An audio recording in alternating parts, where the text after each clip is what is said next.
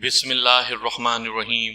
سامعین کرام، آپ سن رہے ہیں عمران سیریز کا اردو ناول بلیک ڈے، جس کے مصنف ہیں مظہر کلیم ایم اے، اور یہ اس سلسلے کی قسط نمبر 8 ہے۔ مجھے امید ہے آپ کو میری یہ کاوش پسند آ رہی ہوگی۔ آپ نے اگر ابھی تک میرا چینل کہانی گھر سبسکرائب نہیں کیا تو ابھی میرے چینل کو سبسکرائب کر کے بیل نوٹیفیکیشن آن کر لیجئے، تاکہ آنے والی ہر نئی کہانی کی اطلاع بر وقت آپ تک پہنچ سکے۔ چاندی گڑھ دارش سے زیادہ بڑا شہر تھا، اور سٹانگر اور اس کے ساتھی ایک خفیہ پہاڑی راستے سے وہاں آتے جاتے رہتے تھے۔ سٹانگر گریٹ لینڈ نژاد تھا، لیکن گزشتہ 10-12 سالوں سے وہ سنگلاخ پہاڑی علاقے میں مقیم تھا۔ بظاہر وہ پہاڑی علاقوں پر جنگلات کی لکڑی کا ٹھیکے دار تھا، اور اس لحاظ سے اس نے دارش میں اپنا آفس بھی بنایا ہوا تھا۔ بظاہر وہ باقاعدگی سے لکڑی کے ٹھیکے لیتا رہتا تھا، اور اس کے آدمی جنگلات سے عمارتی قیمتی لکڑی کاٹ کر پاکیشیا اور کافرستان دونوں ممالک میں بھیجتے رہتے تھے۔ سٹانگر ووڈ کارپوریشن کے نام سے وہ یہ کاروبار طویل عرصے سے کرتا چلا آ رہا تھا، لیکن دراصل وہ پاکیشیا اور کافرستان کے ساتھ ساتھ بہادرستان اور آران تمام ملکوں میں حساس اور جدید اسلحہ سپلائی کرتا تھا، اور کافرستان، پاکیشیا، بہادرستان اور آران سب ملکوں میں اس کے خفیہ آفیسز اور آدمی موجود تھے۔ کالا اس کا خاص آدمی تھا، جو پاکیشیا میں اس کے بزنس کی دیکھ بھال کرتا تھا۔ فون رکھ کر وہ کچھ دیر خاموش بیٹھا رہا، اور پھر ایک خیال کے آتے ہی اس نے ہاتھ بڑھا کر ریسیور اٹھایا اور تیزی سے نمبر پریس کرنے شروع کر دیے۔ یس، رابطہ ہوتے ہی ایک مردانہ آواز سنائی دی۔ سٹانگر بول رہا ہوں، سٹانگر نے کہا۔ اوہ، آپ کیسے یاد کیا ہے آپ نے روبن کو؟ دوسری طرف سے بولنے والے کا لہجہ یکدم انتہائی نرم ہو گیا۔ کاروش میں میرا نائب تھا کالا، جانتے ہو نا اسے؟ سٹانگر نے کہا۔ ہاں، کالے کو کون نہیں جانتا، کیا ہوا ہے اسے؟ روبن نے جواب دیتے ہوئے کہا۔ اسے دارالحکومت سے آنے والے 4 افراد نے اس کے کلب سے اغوا کیا، اور پھر اس کی لاش ایک ویران علاقے سے ملی ہے۔ اس کی لاش کی حالت بتا رہی ہے کہ اس پر تشدد کیا گیا ہے۔ اس سے ظاہر ہوتا ہے کہ اس سے انہوں نے میرے بارے میں معلومات حاصل کی ہوں گی۔ میں ان 4 کا خاتمہ چاہتا ہوں، کیا معاوضہ لوگے؟ سٹانگر نے 2 ٹوک انداز میں بات کرتے ہوئے کہا۔ یہ 4 آدمی کہاں ہیں اور ان کی شناخت کیا ہے؟ روبن نے پوچھا۔ 4 ایک بڑی جیپ میں ہیں، جیپ کا رجسٹریشن نمبر تمہیں بتا دیا جائے گا۔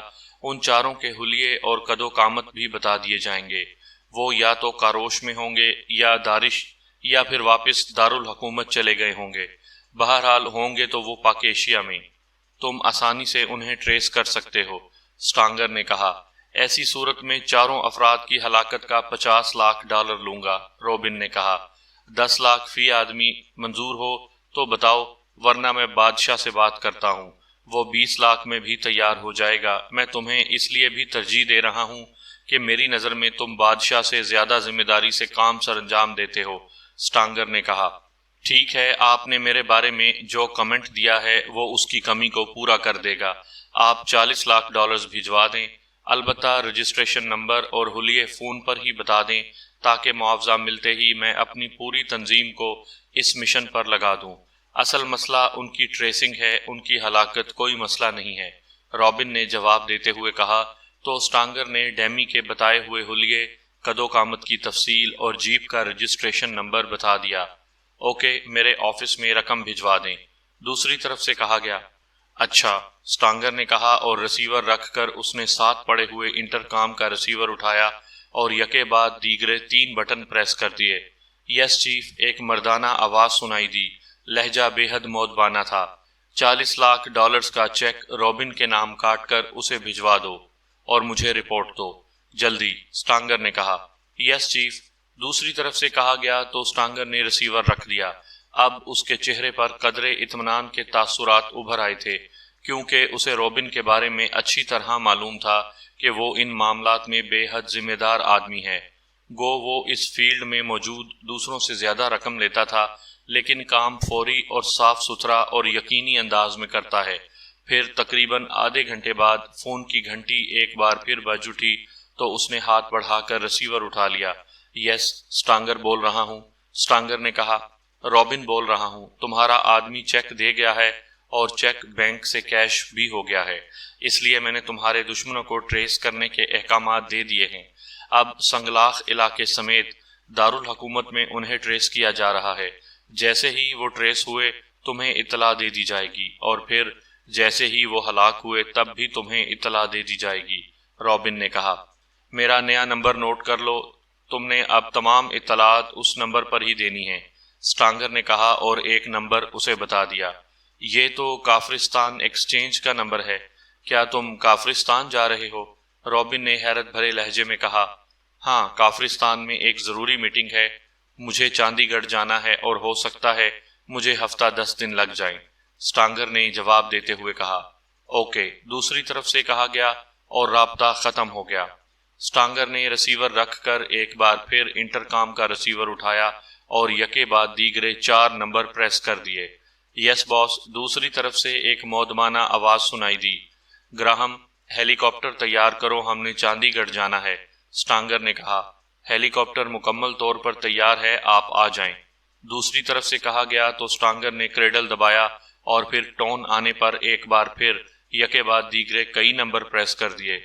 یس باس، اس کی فون سیکٹری کی مودبانہ آواز سنائی دی، ریٹا، میں چاندی گڑھ جا رہا ہوں، تم نے اپنے آفس کا خیال رکھنا ہے، ہو سکتا ہے کہ مجھے وہاں 10-15 دن لگ جائیں۔ سٹانگر نے کہا، ہیلی کاپٹر پر جائیں گے یا جیپ پر؟ دوسری طرف سے پوچھا گیا۔ میں ہیلی کاپٹر۔ کیوں؟ تم کیوں پوچھ رہی ہو؟ سٹانگر نے چونک کر پوچھا، پچھلی بار ہیلی کاپٹر میں گڑبڑ ہو گئی تھی اور آپ کی جان بمشکل بچی تھی، اس لیے مجھے ڈر رہتا ہے۔ سیکٹری ریٹا نے بڑے لاڈ بھرے لہجے میں کہا، ڈرنے کی ضرورت نہیں ہے، وہ ہیلی کاپٹر پرانا ہو گیا تھا، یہ تو نیا ہے۔ بہرحال شکریہ، سٹانگر نے مسکراتے ہوئے کہا اور ریسیور رکھ کر وہ کرسی سے اٹھا اور بیرونی دروازے کی طرف بڑھ گیا۔ اسے چونکہ جنگلات میں ہونے والی کٹائی کو چیک کرنے دور دراز پہاڑی علاقوں میں جانا پڑتا تھا، اس لیے اسے خصوصی طور پر ہیلی کاپٹر رکھنے کا لائسنس دیا گیا تھا۔ پھر تقریباً 1 گھنٹے بعد سٹانگر چاندی گڑھ میں اپنے آفس میں پہنچ گیا تھا۔ گو چاندی گڑھ کافرستان میں تھا اور ہیلی کاپٹر کسی دوسرے ملک میں داخل نہ ہو سکتا تھا، لیکن وہاں دونوں ممالک کی ایئر چیک پوسٹس پر سٹانگر کی طرف سے بھاری رقومات پہنچتی رہتی تھی، اس لیے اس کے ہیلی کاپٹر کو دیکھ کر وہ سب نظریں پھیر لیتے تھے، اور یہی وجہ تھی کہ اس کا ہیلی کاپٹر انتہائی اطمینان سے دونوں ممالک میں آتا جاتا رہتا تھا۔ تھوڑی دیر بعد وہ چاندی گڑھ میں اپنے آفس میں موجود تھا۔ اسی لمحے دروازہ کھلا اور ایک نوجوان اندر داخل ہوا۔ اس نے سلام کیا اور پھر ہاتھ میں موجودہ فائل اس کے سامنے رکھ کر وہ واپس مڑ گیا۔ سٹانگر نے فائل کھولی۔ اس کی عدم موجودگی میں کافرستان میں اسلحے کی نقل و حمل اور سودوں کے بارے میں تفصیل درج تھی۔ وہ اسے دیکھتا رہا، پھر وہ یک لخت چونک پڑا کیونکہ فون کی گھنٹی بج اٹھی تھی۔ یہ وہ نمبر تھا جو اس نے رابن کو دیا تھا۔ یس، سٹانگر بول رہا ہوں، سٹانگر نے کہا۔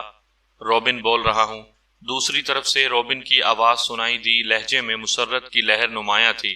کوئی خاص بات؟ سٹانگر نے کہا، آپ کا کام مکمل کر لیا گیا ہے، دوسری طرف سے کہا گیا تو سٹانگر بے اختیار اچھل پڑا۔ اتنی جلدی؟ کیا واقعی؟ سٹانگر نے ایسے لہجے میں کہا جیسے اسے رابن کی بات پر یقین نہ آ رہا ہو۔ میں تو اسی انداز میں کام کرتا ہوں، رابن نے جواب دیتے ہوئے کہا۔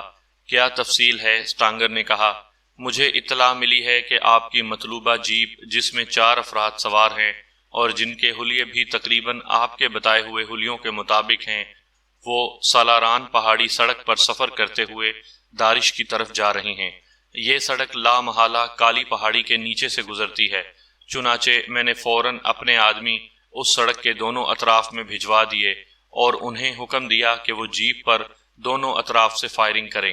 چنانچہ مجھے ابھی رپورٹ ملی ہے کہ جیپ پر فائرنگ راگون علاقے میں ہوئی ہے، جہاں ایک طرف گہری کھائیاں ہیں اور جیپ الٹ کر ان گہری کھائیوں میں کافی گہرائی میں جا گری ہے اور اسے آگ بھی لگ گئی ہے، اور آپ کو معلوم ہے کہ راگون علاقے میں ہی سپر چیک پوسٹ بھی موجود ہے۔ چنانچہ چیک پوسٹ سے لوگ وہاں پہنچے اور انہوں نے گہرائی میں اتر کر گرنے والوں کو تلاش کرنے کی کوشش کی، لیکن وہ اس لیے ناکام رہے کہ وہاں کوئی لاش یا زخمی موجود نہ تھا۔ وہ چاروں جیپ کے اندر تھے، اس لیے جیپ کے ساتھ ہی جل کر راکھ ہو گئے۔ رابن نے پوری تفصیل سے رپورٹ بتاتے ہوئے کہا۔ تو یہ بات کنفرم ہے کہ چاروں ختم ہو چکے ہیں؟ سٹانگر نے کہا۔ ہاں، یہ کنفرم ہے۔ اب سپر چیک پوسٹ والے اس جلی ہوئی جیپ کو نکالنے کا پروگرام بنا رہے ہیں۔ اس کے لیے دارالحکومت سے مشینری منگوانا پڑے گی، جس میں 1-2 روز لگ جائیں گے۔ اس کے بعد جلی ہوئی لاشیں بھی سامنے آ جائیں گی۔ رابن نے جواب دیتے ہوئے کہا۔ تم ایسا کرو کہ اس جیپ کی رجسٹریشن پلیٹ مجھے بھجوا دو تاکہ میں اپنی پارٹی کو یقین دلا سکوں۔ کیا یہ کام تمہارے آدمی کر لیں گے؟ سٹانگر نے کہا۔ ہاں، یہ تو آسانی سے ہو جائے گا، رابن نے جواب دیتے ہوئے کہا۔ اوکے، دارش آفس میں بھجوا دو، سٹانگر نے کہا، اور رسیور رکھنے کے بجائے کریڈل دبا کر اس نے ٹون آنے پر تیزی سے نمبر پریس کرنے شروع کر دیے۔ یس، ریٹا بول رہی ہوں، دوسری طرف سے نسوانی آواز سنائی دی۔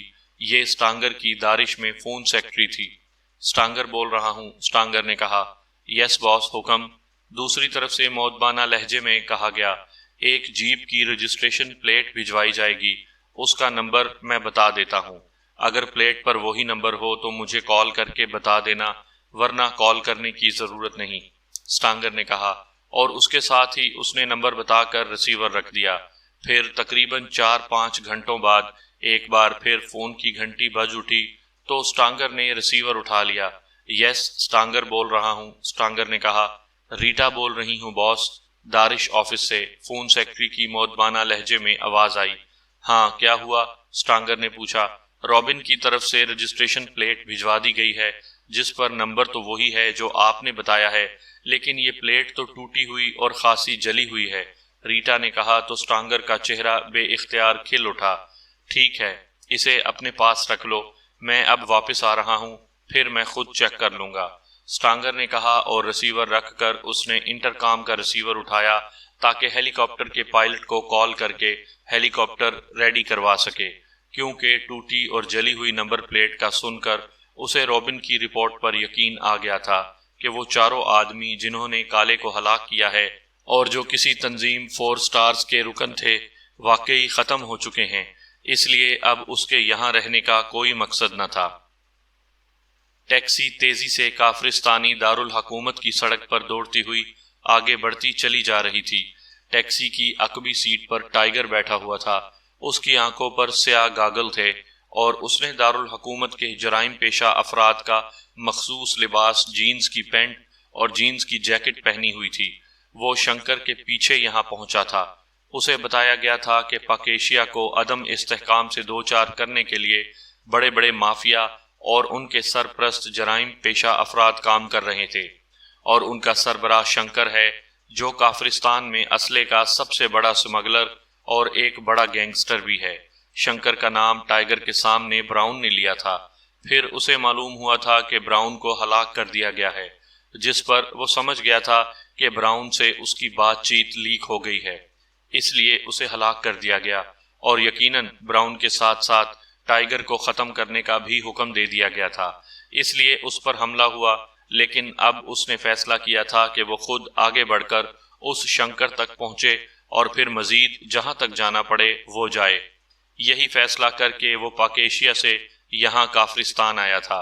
کافرستان وہ اکثر آتا جاتا رہتا تھا اور اس کے یہاں بھی کافی دوست تھے، اس لیے اسے یقین تھا کہ وہ اپنے مقصد کو حاصل کر لے گا۔ البتہ پاکیشیا سے روانگی سے پہلے اس نے یہاں ایک کلب میں مینیجر پوسٹ پر کام کرنے والے اپنے دوست وجے کو اپنی آمد کی اطلاع دے دی تھی۔ وجے نے تو کہا تھا کہ وہ ایئرپورٹ پر کار بھجوا دیتا ہے، لیکن ٹائیگر نے انکار کر دیا اور کہا کہ وہ ٹیکسی کے ذریعے خود ہی کلب پہنچ جائے گا، اور اب ٹیکسی اس کلب کی طرف بڑھی چلی جا رہی تھی۔ تھوڑی دیر بعد ٹیکسی ایک 2 منزلہ عمارت کے سامنے پہنچ کر رک گئی۔ عمارت پر آشا کلب کا جہازی سائز کا بورڈ لگا ہوا تھا۔ ٹائیگر نے میٹر دیکھ کر ایک بڑا سا نوٹ نکال کر ڈرائیور کو دیا اور باقی رکھ لینے کا کہہ کر وہ آگے بڑھ گیا۔ تھوڑی دیر بعد وہ وجے کے آفس میں داخل ہو رہا تھا۔ وجے اٹھ کر اس سے ملا اور رسمی سلام دعا کے بعد وہ دوبارہ کرسیوں پر بیٹھ گئے۔ وجے نے اس کے لیے ایپل جوس لانے کا کہہ دیا۔ ہاں، اب بتاؤ مسئلہ کیا ہے کہ خصوصی طور پر تمہیں یہاں آنا پڑا ہے، وجے نے کہا۔ کافرستان میں اسلحے کا ایک سمگلر اور گینگسٹر شنکر ہے، کیا تم اسے جانتے ہو؟ ٹائیگر نے کہا تو وجے کی حالت دیکھنے والی ہو گئی۔ تم کس شنکر کی بات کر رہے ہو؟ وجے نے رک رک کر کہا۔ کالا شنکر۔ کیوں، کوئی خاص بات ہے؟ ٹائیگر نے کہا۔ سوری ٹائیگر، تم ابھی اور اسی وقت میرے کلب سے چلے جاؤ۔ ویری سوری، میں مزید کچھ نہیں کہنا چاہتا، ورنہ میں خود تمہارے بارے میں اطلاع دینے کا پابند ہوں گا۔ چلو اٹھ جاؤ، پلیز فوری چلے جاؤ اور آئندہ مجھ سے رابطہ نہ کرنا۔ وجے نے انتہائی سخت لہجے میں کہا تو ٹائیگر بے اختیار مسکرا دیا۔ اوکے، اس قدر خوفزدہ ہونے کی ضرورت نہیں، ہم اس موضوع پر بات نہیں کرتے، ٹائیگر نے کہا۔ پلیز ٹائیگر، چلے جاؤ، ورنہ مجھے مجبوراً بہت غلط قدم اٹھانا پڑے گا، وجے نے اور زیادہ سخت لہجے میں کہا۔ اچھا ٹھیک ہے، میں جا رہا ہوں، صرف اتنا بتا دو کہ شنکر کا خاص ٹھکانہ کون سا ہے، ٹائیگر نے اٹھتے ہوئے کہا۔ مجھے کچھ معلوم نہیں، تم جاؤ بس، وجے نے ہونٹ چباتے ہوئے کہا تو ٹائیگر سر ہلاتا ہوا مڑا اور تیز تیز قدم اٹھاتا آفس سے باہر آ گیا۔ تھوڑی دیر بعد وہ کلب کے ہال میں پہنچ گیا۔ ہال میں زیادہ افراد موجود نہ تھے۔ ٹائیگر ایک خالی میز کے ساتھ موجود ایک کرسی پر بیٹھ گیا۔ ہاٹ کافی، ویری ہاٹ، ٹائیگر نے ویٹر سے کہا تو وہ سر ہلاتا ہوا واپس مڑ گیا اور پھر ویٹر نے کچھ دیر بعد ہاٹ کافی کے برتن میز پر لگا دیے اور واپس مڑ گیا تو ٹائیگر نے کافی بنائی اور پھر چسکیاں لے لے کر پینے لگا۔ ساتھ ہی وہ مسلسل وجے کے رد عمل کے بارے میں سوچ رہا تھا۔ وجے نے جو رد عمل ظاہر کیا تھا اس سے وہ سمجھ گیا تھا کہ وہ شنکر سے بے حد خوف زدہ ہے، اس قدر خوف زدہ کہ اس نے ٹائیگر جیسے دوست کے ساتھ ایسا سلوک کیا۔ سر، ٹائیگر کے کان میں آواز پڑی تو اس نے چونک کر اوپر دیکھا۔ ایک ویٹر ہاتھ میں پلیٹ لیے کھڑا تھا، پلیٹ میں بل رکھا نظر آ رہا تھا۔ سر، بل کی بیگ آپ کے لیے خاص ہے، ویٹر نے جھک کر سرگوشیانہ انداز میں کہا اور پھر ٹائیگر نے جیسے ہی بل اٹھایا تو ویٹر پلیٹ لیے تیزی سے واپس چلا گیا۔ بل کے پچھلے حصے پر ایک فون نمبر اور نیچے وجے لکھا ہوا تھا۔ ٹائیگر نے بے اختیار ایک طویل سانس لیا۔ اس نے ویٹر کو بلا کر اسے نہ صرف بل دیا بلکہ خاصی بڑی ٹپ بھی دی۔ پھر وہ کلب سے باہر آ گیا۔ یہاں گیٹ کے قریب ہی 2 فون بوتھ موجود تھے۔ ٹائیگر نے ایک فون بوتھ میں داخل ہو کر جیب سے کارڈ نکال کر اسے فون سیٹ کے مخصوص حصے میں ڈالا تو اوپر سبز رنگ کا نقطہ جل اٹھا۔ ٹائیگر نے ریسیور اٹھایا اور ہاتھ میں پکڑے ہوئے بل پر لکھے ہوئے فون نمبر کے مطابق نمبر پریس کرنے شروع کر دیے۔ آخری نمبر پریس ہوتے ہی دوسری طرف گھنٹی بجنے کی آواز سنائی دی اور پھر ریسیور اٹھا لیا گیا۔ یس، ایک مردانہ آواز سنائی دی۔ ہاٹ کافی، بل کی پشت پر یہ فون نمبر درج تھا۔ ٹائیگر نے کہا، آپ سپر پلازا کے 0 روم میں چلے جائیں، وہاں آپ کا کام ہو جائے گا، دوسری طرف سے کہا گیا اور اس کے ساتھ ہی رابطہ ختم ہو گیا تو ٹائیگر نے منہ بناتے ہوئے ریسیور رکھ دیا، خانے میں سے اپنا کارڈ نکال کر جیب میں ڈالا اور ساتھ ہی بل بھی، اور مڑ کر فون بوتھ سے باہر آ گیا۔ خواہ مخواہ کا طلسم ہوشربا بنا رکھا ہے، نان سینس، ٹائیگر نے بڑبڑاتے ہوئے کہا اور ٹیکسی کی طرف بڑھ گیا۔ چند لمحوں بعد وہ ایک ٹیکسی میں بیٹھا سپر پلازا کی طرف بڑھا چلا جا رہا تھا۔ سپر پلازا 15 منزلہ عمارت تھی اور اس کی ہر منزل میں بین الاقوامی کاروباری فرموں کے دفاتر تھے۔ یہی وجہ تھی کہ وہاں آنے جانے والوں کا خاصا رش تھا۔ ابتدائی حال میں 20 کے قریب لفٹیں تھیں جو مسلسل اوپر نیچے آ جا رہی تھیں۔ ٹائیگر ایک طرف کھڑے سیکیورٹی گارڈ کی طرف بڑھتا چلا گیا۔ یہاں 0 روم بھی ہوتا ہے؟ ٹائیگر نے گارڈ سے پوچھا۔ یس سر، یہاں 0 روم فون ایکسچینج کو کہا جاتا ہے، نیچے تہ خانے میں ہے، آئیے میں آپ کو لے چلوں، سیکیورٹی گارڈ نے کہا تو ٹائیگر نے اس کا شکریہ ادا کرتے ہوئے اسبات میں سر ہلایا اور پھر تھوڑی دیر بعد وہ بیسمنٹ میں موجود تہ خانے کی سیڑھیاں اترتا ہوا نیچے ایک چھوٹے سے ہال میں پہنچ گیا۔ وہاں واقعی جدید ترین ایکسچینج کام کر رہا تھا۔ یس سر، آپ کو کس سے ملنا ہے؟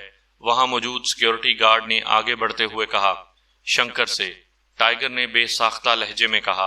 اوہ اچھا، آئیے، سیکیورٹی گارڈ نے بڑے سنجیدہ لہجے میں کہا اور مڑ گیا۔ ٹائیگر نے تو بے ساختہ ہی شنکر کا نام لے دیا تھا کیونکہ اسے تو معلوم ہی نہ تھا کہ یہاں کس کا نام لینا ہے، لیکن سیکیورٹی گارڈ کے رد عمل نے اسے حیران کر دیا تھا۔ بہرحال وہ اس کے پیچھے چلتا ہوا ایک آفس نما کمرے کے سامنے پہنچ گیا۔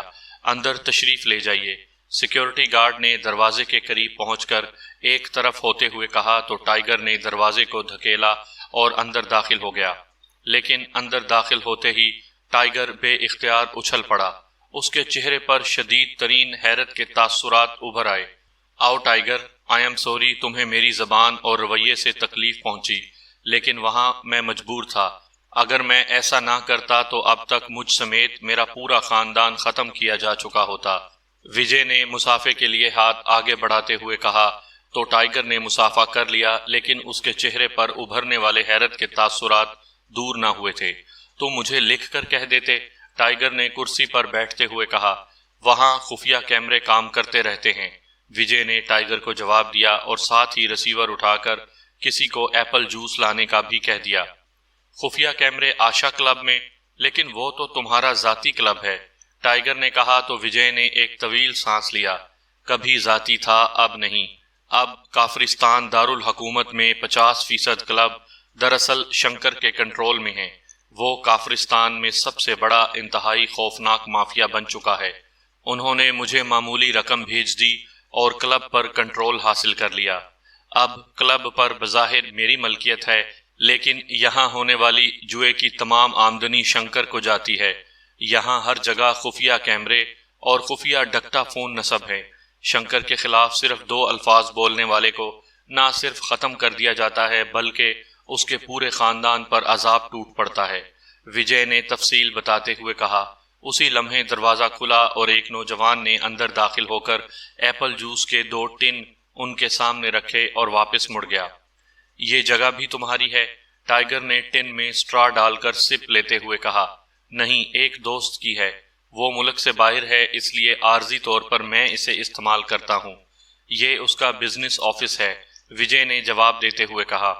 میں نے سیکیورٹی گارڈ کو ویسے ہی شنکر کا نام لے دیا تھا، ورنہ مجھے تو تم نے کبھی اس بارے میں بتایا ہی نہیں تھا، ٹائیگر نے جوس کا ٹن خالی کر کے میز پر رکھتے ہوئے کہا۔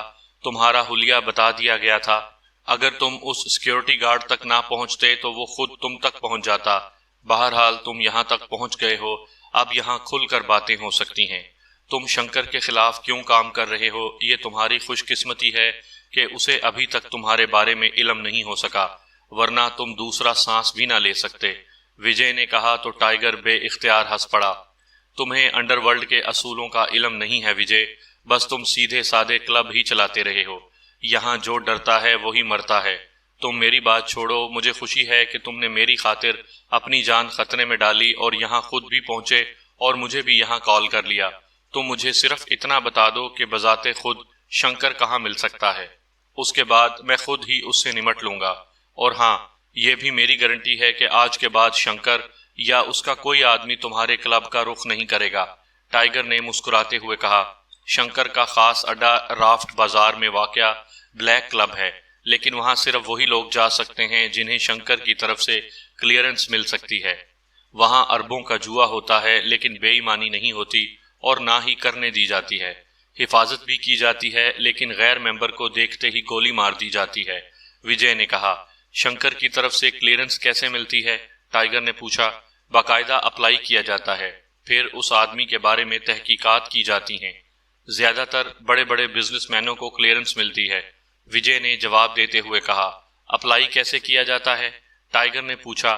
یہاں ایک کلب ہے جس کا نام رومن کلب ہے، اس کا جنرل مینیجر رومن اسی کا آدمی ہے، اسے درخواست دی جاتی ہے، پھر آگے کیا ہوتا ہے یہ مجھے نہیں معلوم، وجے نے جواب دیتے ہوئے کہا۔ اس رومن کا شنکر سے کوئی براہ راست تعلق بھی ہے؟ ٹائیگر نے پوچھا۔ ہاں، رومن آزادانہ بلیک کلب میں شنکر کے پاس آتا جاتا ہے، اس کے لیے کوئی رکاوٹ نہیں ہے، وجے نے جواب دیتے ہوئے کہا۔ مجھے ایک رہائش گاہ اور ایک کار چاہیے، کیسے مل سکتی ہے؟ بشرط یہ کہ تمہارا نام درمیان میں نہ آئے، ٹائیگر نے کہا۔ یہ کام تو آسانی سے ہو جائے گا، اس کا کوئی تعلق شنکر سے نہیں ہے، وجے نے کہا، اور ریسیور اٹھا کر اس نے کال ملائی اور پھر کسی سے باتیں کرنے کے بعد اس نے ریسیور رکھ دیا۔ ابھی چابی آ جائے گی، کار وہاں اندر موجود ہے، وجے نے کہا۔ کتنی رقم دینا ہوگی؟ ٹائیگر نے پوچھا۔ نہیں، یہ میری طرف سے ہے، مجھے ابھی تک شرمندگی محسوس ہو رہی ہے، وجے نے کہا۔ ایسی کوئی بات نہیں وجے، اپنی جان بچانا ہر ایک کا فرض ہے، لیکن مجھے خوشی اس بات کی ہے کہ اس کے باوجود تم نے میرا خیال رکھا ہے، ٹائیگر نے کہا تو وجے کا ستا ہوا چہرہ بے اختیار کھل اٹھا۔ پھر تقریباً آدھے گھنٹے بعد دروازہ کھلا اور ایک نوجوان اندر داخل ہوا۔ اس نے وجے کو سلام کیا اور ہاتھ میں موجود کی رنگ جس کے ساتھ ایک ٹوکن منسلک تھا وجے کی طرف بڑھا دیا۔ اوکے شکریہ، وجے نے رنگ لیتے ہوئے کہا تو نوجوان سلام کر کے واپس مڑ گیا۔ یہ لو ٹوکن، رہائش گاہ کا نمبر اور کالونی کا نام درج ہے، وجے نے کہا تو ٹائیگر نے شکریہ ادا کرتے ہوئے چابی لے لی۔ اب اسے واپس کرنا ہو تو کیا کرنا ہوگا اور تم سے رابطہ کیسے ہو سکتا ہے؟ ٹائیگر نے پوچھا تو وجے نے جیب سے ایک کارڈ نکال کر ٹائیگر کی طرف بڑھا دیا۔ اس پر میرا خصوصی نمبر موجود ہے، میں اگر موجود نہ ہوں تو پیغام ریکارڈ کروا دینا، میں وصول کر لوں گا، وجے نے کہا تو ٹائیگر نے ایک بار پھر اس کا شکریہ ادا کیا اور آفس سے باہر آ گیا۔ تھوڑی دیر بعد وہ ٹیکسی میں بیٹھا کارش کالونی کی طرف بڑھا چلا جا رہا تھا۔ ٹوکن پر بھی کوٹھی نمبر 12 کارش کالونی ہی درج تھا۔ کالونی کے آغاز میں ٹائیگر نے ٹیکسی چھوڑ دی اور ٹیکسی کے واپس جانے کے بعد وہ پیدل ہی آگے بڑھنے لگا۔ تھوڑی دیر بعد وہ ایک متوسط درجے کی کوٹھی کے بند گیٹ کے سامنے موجود تھا۔ ستون پر 12 نمبر کا ہندسہ واضح نظر آ رہا تھا۔ گیٹ پر تالا موجود تھا۔ ٹائیگر نے تالا کھولا اور پھاٹک کھول کر اندر داخل ہو گیا۔ وہاں ایک نئے ماڈل کی کار موجود تھی اور کار کی چابیاں اگنیشن میں موجود تھیں۔ ٹائیگر نے کار کو اچھی طرح چیک کیا اور پھر ایک راؤنڈ کوٹھی کا لگا کر اس نے کار کو کوٹھی سے باہر نکالا اور پھر نیچے اتر کر اس نے پھاٹک بند کیا اور اس پر تالا ڈال کر وہ واپس کار میں بیٹھا اور چند لمحوں بعد کار تیزی سے رومن کلب کی طرف بڑھتی چلی جا رہی تھی۔ نعمانی کے منہ سے کراہ نکلی اور اس کے ساتھ ہی اس کے ذہن پر چھایا ہوا اندھیرا آہستہ آہستہ دور ہونے لگ گیا۔ پوری طرح ہوش میں آتے ہی اس نے بے اختیار اٹھنے کی کوشش کی، لیکن اس کے جسم میں درد کی تیز لہریں سی دوڑتی چلی گئیں۔ لیٹے رہو مسٹر، تم شدید زخمی ہو، ایک مردانہ آواز اس کے کانوں تک پہنچی تو اس نے چونک کر ادھر ادھر دیکھا اور پہلی بار اسے ادارک ہوا کہ وہ ایک کافی بڑی چٹان پر پڑا ہوا ہے۔ ایک آدمی بھی کچھ فاصلے پر بیٹھا تھا، وہ اپنے لباس سے کوئی شکاری ہی دکھائی دے رہا تھا۔ نعمان کے ارد گرد اس کے ساتھی بھی شدید زخمی حالت میں لیٹے ہوئے نظر آ رہے تھے، لیکن وہ مکمل طور پر بے حس و حرکت تھے۔ میرے ساتھی، نعمانی نے ایک بار پھر اٹھنے کی کوشش کرتے ہوئے کہا، تمہارے ساتھی بھی شدید زخمی ہیں لیکن زندہ ہیں، ابھی ایئر ایمبولنس آ رہی ہے تاکہ تمہیں ہسپتال پہنچا دیا جائے، اس آدمی نے جواب دیا اور پھر دور سے کسی ہیلی کاپٹر کی آواز قریب آتی سنائی دی تو وہ آدمی اٹھ کر کھڑا ہو گیا۔ اس نے دونوں ہاتھ فضا میں بلند کیے اور لہرانے شروع کر دیے۔ ہیلی کاپٹر قریب آیا اور پھر وہ نعمانی کے قریب ایک اور چٹان پر ٹک گیا۔ یہ کافی بڑا ایمبولنس ہیلی کاپٹر تھا اور نعمانی یہ دیکھ کر حیران رہ گیا کہ ہیلی کاپٹر پر شوگران کا مخصوص سرکاری مونوگرام بھی موجود تھا، اور پھر اسے فوری طور پر یہی احساس ہوا کہ بولنے والے کا لہجہ بھی شوگرانی ہی تھا۔ اس کے ذہن میں وہ سارے مناظر کسی فلم کی طرح گھوم گئے جب وہ جیپ پر سوار دارش کی طرف بڑھے چلے جا رہے تھے۔ دارش جہاں سٹانگر کا ٹھکانہ تھا، اچانک ان کی جیپ پر فائرنگ شروع ہو گئی اور پھر میزائل فائر کیا گیا۔ صدیقی جو جیپ چلا رہا تھا جیپ پر کنٹرول نہ کر سکا اور جیپ الٹ کر سائیڈ میں موجود ایک گہری کھائی میں گرتی چلی گئی، اور اس کے ساتھ ہی نعمانی کا ذہن تاریک پڑ گیا تھا اور اب اسے یہاں اس چٹان پر ہوش آیا تھا۔ وہ سب سمجھ گیا تھا کہ گہرائی میں گرنے کے بعد وہ کسی طرح اس پہاڑی کی دوسری طرف شوگران کے علاقے میں پہنچ گئے اور یہاں شکاریوں نے انہیں بچایا اور اب انہیں شوگران کے کسی ہسپتال میں پہنچایا جا رہا ہے۔ اور پھر تھوڑی دیر بعد نعمانی اور اس کے ساتھیوں کو ہیلی کاپٹر ایمبولنس میں شفٹ کر دیا گیا اور ہیلی کاپٹر ایمبولنس میں موجود ڈاکٹر اور نرسوں نے ان کی دیکھ بھال شروع کر دی جبکہ ہیلی کاپٹر فضا میں بلند ہو گیا۔ صرف ایک آدمی از خود ہوش میں آ گیا تھا، باقی بے ہوش رہے ہیں۔ نعمانی کے کانوں میں وہی آواز پڑی جو اس سے پہلے اس سے باتیں کرتا رہا تھا۔ ان کی قوت ارادی حیرت انگیز ہے، میں نے ہزاروں افراد کو چیک کیا ہوگا لیکن قوت ارادی کا اتنا اونچا گراف میں نے آج تک نہیں دیکھا۔ یہ واقعی حیرت انگیز لوگ ہیں اور اس قوت ارادی کے بل پر ہی یہ زندہ رہے ہیں، ورنہ نہ جانے کب کے ختم ہو گئے ہوتے۔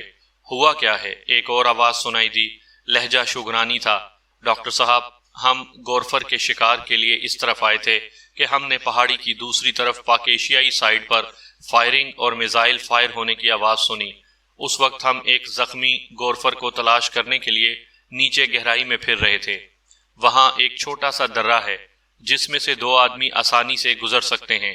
پھر ہم نے ایک جیپ کو گہرائی میں گرتے دیکھا۔ یہ جیپ اس درے کے قریب چٹان پر آ کر گری۔ اس میں سے 4 افراد جیپ کے دروازے کھل جانے کی وجہ سے ادھر ادھر گر گئے۔ پھر جیپ میں آگ لگ گئی۔ ہم نے ایک ایک کر کے ان 4 کو اٹھا کر درے سے گزار کر اپنی جگہ پر لے آئے۔ یہ 4 شدید زخمی تھے لیکن زندہ تھے۔ ہم نے آپ کو کال کیا، میرے ساتھی واپس چلے گئے کیونکہ اس حادثے نے انہیں پریشان کر دیا تھا اور انہوں نے جیپوں میں واپس جانا تھا۔ میں یہاں رک گیا تاکہ آپ کے ساتھ ساگانگ چلا جاؤں۔